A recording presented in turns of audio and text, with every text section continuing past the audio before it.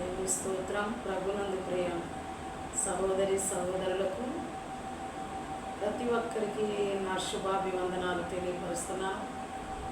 ప్రియమైన సహోదరి సహోదరులారా, ఈరోజు మరలా ఒక మంచి ఆత్మీయ సందేశాన్ని మీ మధ్యకి తీసుకొస్తున్నాను. మరి శ్రద్ధగా దేవుని మాటలు విందాం. చిన్న ప్రార్థన చేసుకుని ముందుకు కొనసాగిద్దాం.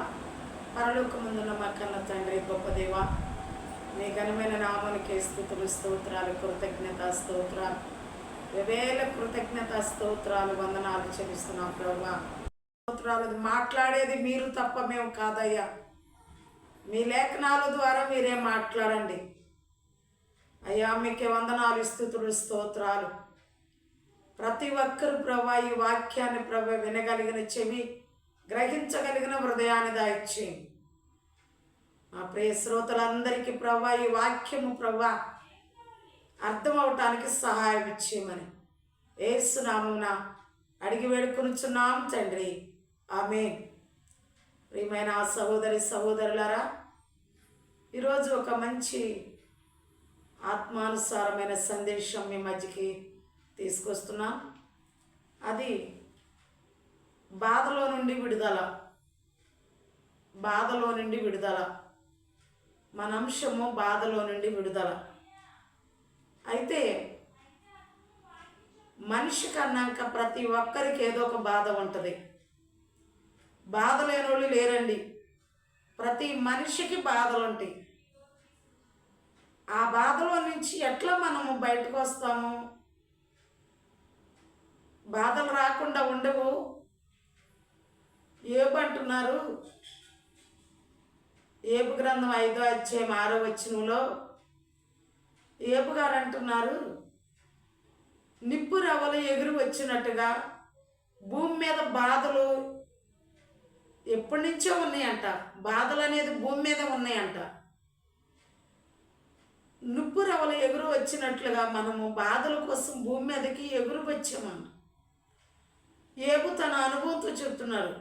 అంటే భూమి మీద బాధలు ఎప్పుడు ఉంటానే ఉంటాయి కానీ ఏబు తన అనుభవంతో చెప్తున్నాడు. అయితే ఆ బాధలలో నుంచి విడుదల రావాలంటే, నీ జీవితాన్ని నా జీవితాన్ని ఆ బాధల్లో నుంచి విడిపించుకోవాలంటే ఒకటే దారి అండి. ఏ దారి లేవండి. ఒకే ఒక దారి ఉంది. అది యేసు నామములోనే, యేసు వాక్యంలోనే, యేసులోనే బాధలు పోతాయి. వస్తాయి, అందరితో పాటే వస్తాయి. కానీ అవి పోవటానికి ఆ యేసు వైపు చూస్తేనే నీ బాధలు పోతాయి. చూద్దాం. కీర్తనల గ్రంథం 119వ కీర్తన వాక్యంలోకి వెళదాం. పరిశుద్ధ గ్రంథంలోకి మనం వెళదాం. రండి, మనము పరిశుద్ధ గ్రంథంలోకి వెళదాం. కీర్తనల గ్రంథం 119 50వ వచనం. 119వ కీర్తన 50వ వచనం.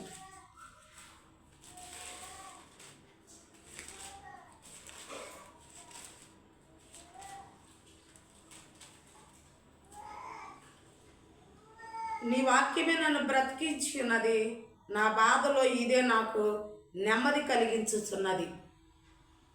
ఏది కలిగిస్తుంది? నీ వాక్యమే నన్ను బ్రతికించుచున్నది, ఇదే నా బాధలో నెమ్మదినిచ్చుచున్నది. దావీదు తన అనుభవాన్ని చెప్తున్నాడండి. ఇదే నా బాధలో నెమ్మది నాకు ఇస్తుంది. వాక్యం తప్ప నాకెవరు నెమ్మది ఇచ్చేవాళ్ళు లేరు. వాక్యం అనగా దేవుడే.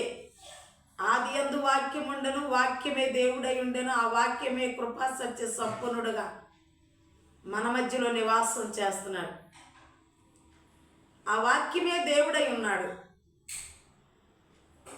ఆ దేవునిని, ఆ వాక్యాన్ని నీవు తీసుకున్నట్లయితే నీకున్న బాధలో నుంచి ఎలా బయటకు రావాలో వాక్యం నీకు నేర్పుద్ది. దేవుడు నిన్ను చేయి పట్టి బాధలో నుంచి బయటకు లాగుతారు, బయటికి తీసుకొచ్చేస్తారు.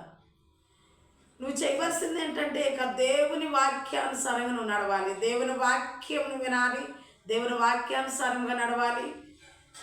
దేవుడు నీ చేయి పట్టుకునేలాగా దేవునికి ఇష్టడుగా నువ్వు బ్రతకాలి. అప్పుడు నీకు వచ్చిన ప్రతి బాధ నుండి దేవాతి దేవుడు విడుదల చేస్తారు. దేవునికి స్తోత్రం. హల్లెలూయా.